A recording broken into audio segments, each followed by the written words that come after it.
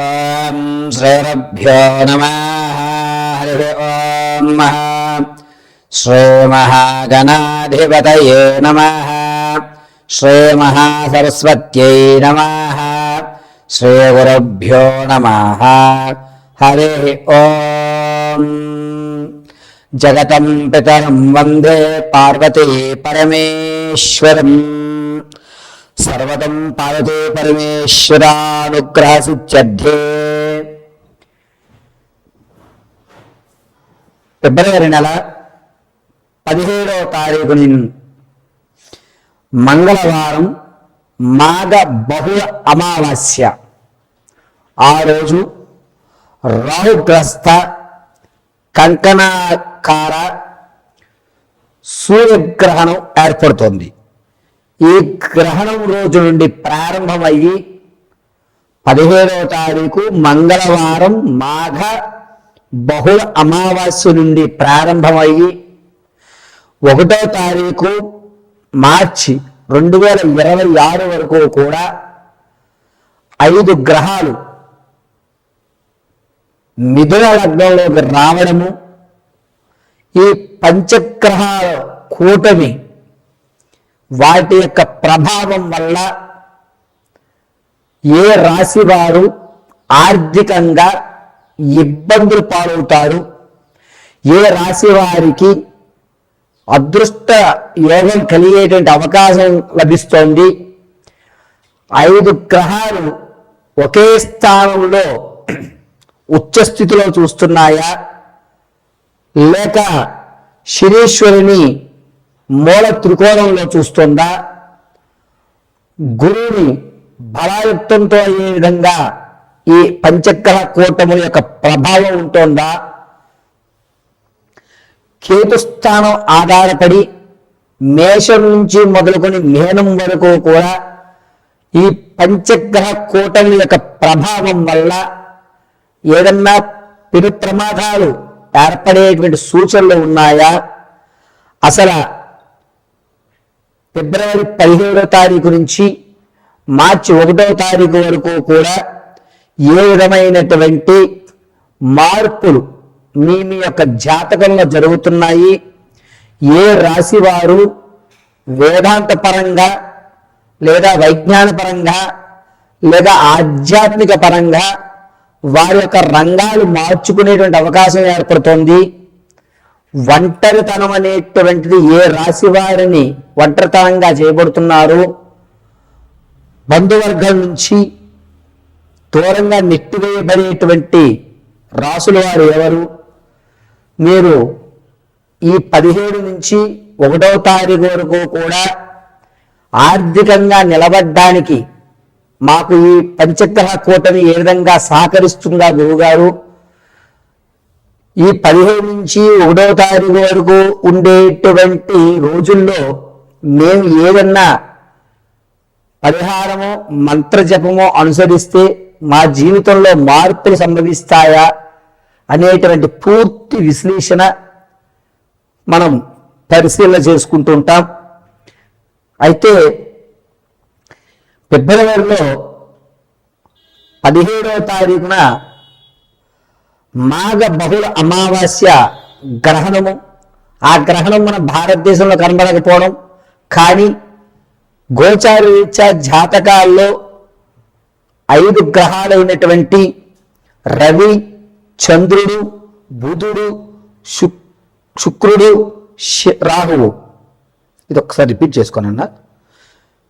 పంచగ్రహ కూటములైనటువంటి 5 గ్రహాలు రవి, చంద్రుడు, బుధుడు, శుక్రుడు, రాహువు, ఈ 5 గ్రహాలు కూడా ఒకే స్థానంలోకి ఏర్పడడం వల్ల మన జీవితంలో జరిగేటువంటి మార్పులు ఏమిటి అని వాటి యొక్క వివరణని పూర్తిగా మనం మేషం నుంచి మొదలు పెట్టుకుని మీనం వరకు కూడా ఒక్కసారి పరిశీలన చేద్దాం. ఈ పరిశీలనలో మీకు కావలసిన రెమెడీలు, ఇంట్లో ఉండి మీరు ఆచరించదగ్గ పరిష్కారాలు తెలియజేయడం జరుగుతుంది. అయితే ఈ పరిహారాలన్నింటినీ కూడా మీరు అమ్మవారి అనుగ్రహంతో చక్కగా ఇంటి వద్ద నిర్వర్తించుకుని సకల ఆర్థిక ఆరోగ్య స్థితిగతులతో ఉన్నతమైన స్థితిగతులతో ఉండాలని మనస్ఫూర్తిగా కోరుకుంటూ పంచగ్రహ కూటమిలో వల్ల జరిగేటువంటి మార్పుల్ని మనం ఇప్పుడు చర్చించుకుందాం.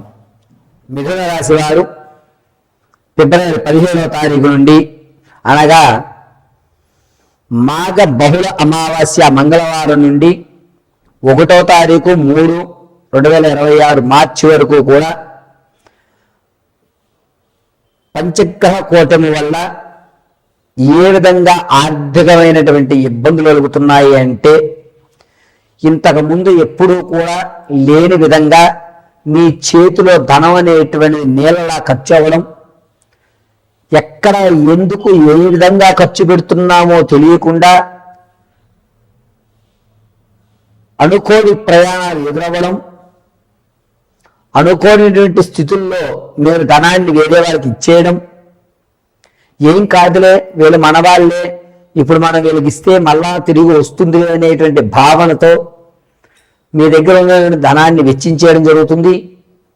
పైగా ఈ మిథున రాశి వారు 17వ తారీఖు నుంచి 24 వరకు కూడా ధనం అనేటువంటిది ఎలా ఖర్చు పెడతారు అంటే అసలు ఇతని చేతికి ఎముకలు లేవు, అంత విధంగా ఇతను ధనాన్ని ఖర్చు పెడుతున్నాడు ఏమిటి అని అనుకుంటుంటారు.